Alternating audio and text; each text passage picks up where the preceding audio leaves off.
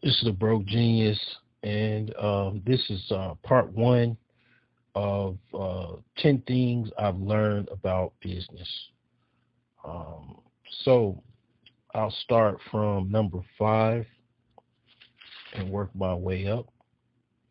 Well, actually, you know what? What I'll do is I'll start from 10 and work my way up. So I'll go from 10 to 5. Well, actually, 10 to 6. So, number 10 is business goals and scaling should never stop. So ultimately, you should have, when you're starting, before you even start your business, you should have an initial goal. Even if that goal is included with getting some business insurance, uh, starting the LLC, getting a FEIN number, coming up with a name for the business, some type of perspective or business plan.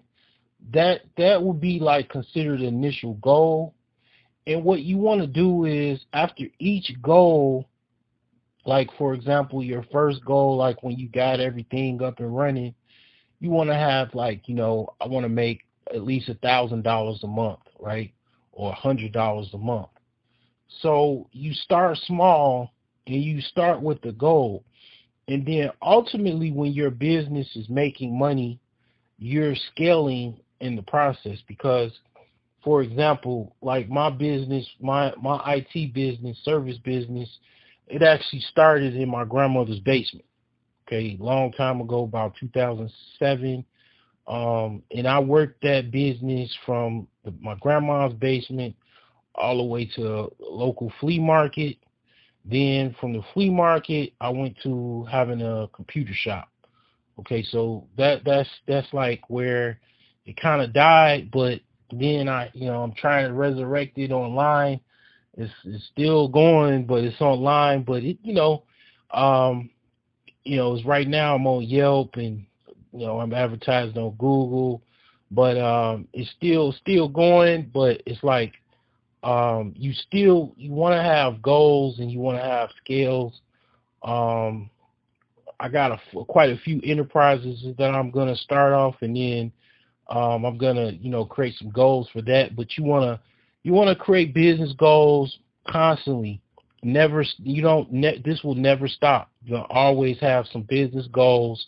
I mean, I don't even care if it's 200-year business goals that you pass on to your children, your grandchildren. You want to have goals and you want to constantly try to scale, higher. So number 9 is, and this is kind of tripped out, man, but you don't want to have sex with your subordinates, your workers. It could be a recipe for disaster. Now, it could also be your grandparents, because that's actually how my grandmother met my grandfather. Like, she worked for him in a liquor store, drugstore, and the rest is history. But ideally, that does not work out like that for everyone. For me, I had sex with my subordinate. I mean, my worker. It was like I was, you know, my business started crumbling. Like it was like almost like it was like I stuck my Johnson in the curse. It's like, man, I mean, what the hell? What did I do? So, you want to be careful with that. Having sex with your employees, because they can also come back and try to, uh, file sexual harassment on you and stuff like that. But number 8 is, it may take you years to turn a profit. Okay, so when you're starting a brick and mortars business or even a home based business, you're gonna have to spend some money to make some money, most cases, right? So that includes buying, getting licensed. So you got to get an LLC, whatever the LLC costs in your local, state or whatever. That's going to cost money. If you need liability insurance, That's going to cost money. You got to buy inventory. That is going to cost money. You need tools. That is going to cost money.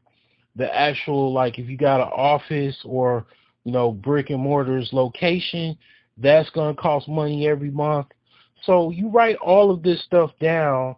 Let's say your office, all your tools, all of your items that you need. You might need notebooks, you might need like printer paper, you need printers, you need computers, software.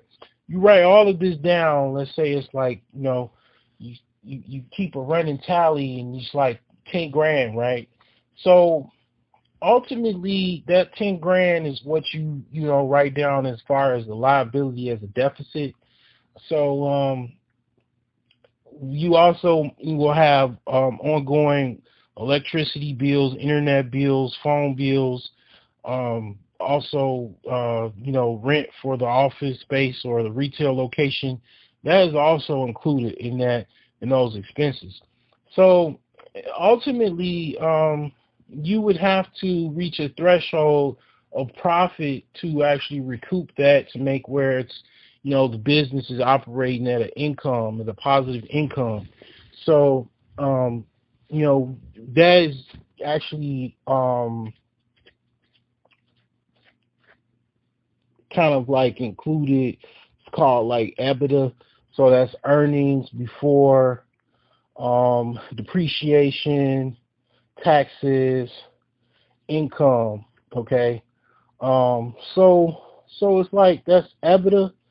So you in order to actually turn a profit, you actually would have to make more than what your actual expenses are, as far as your running tally. So if you for example have $10,000 that you've already spent to start your business, I mean every month you have about $600 that you have to spend for your operating costs for your business.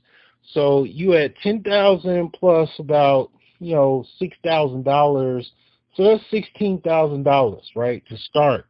So in order to turn a profit, roughly speaking, you would have to make anywhere between $16,000. Well, actually, anything over $16,000 a year.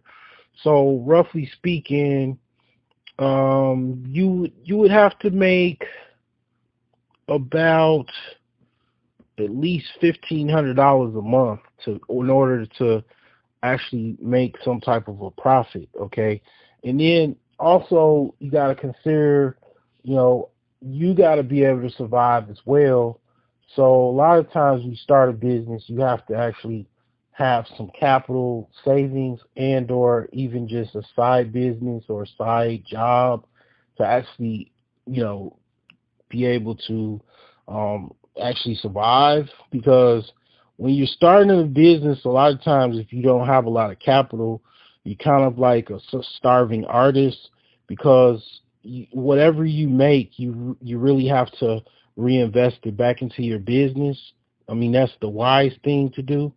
So a lot of times you have to have some type of income from another source, because when you're starting out, usually are not going to make that much money unless you're selling drugs, or, I mean, you got a freaking marijuana dispensary.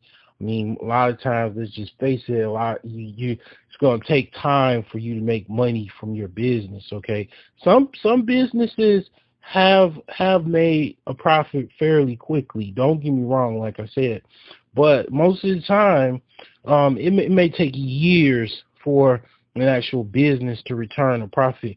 I mean, like, for example, Uber and Lyft have yet to turn a profit. Okay, they've been in business for over 10 years now.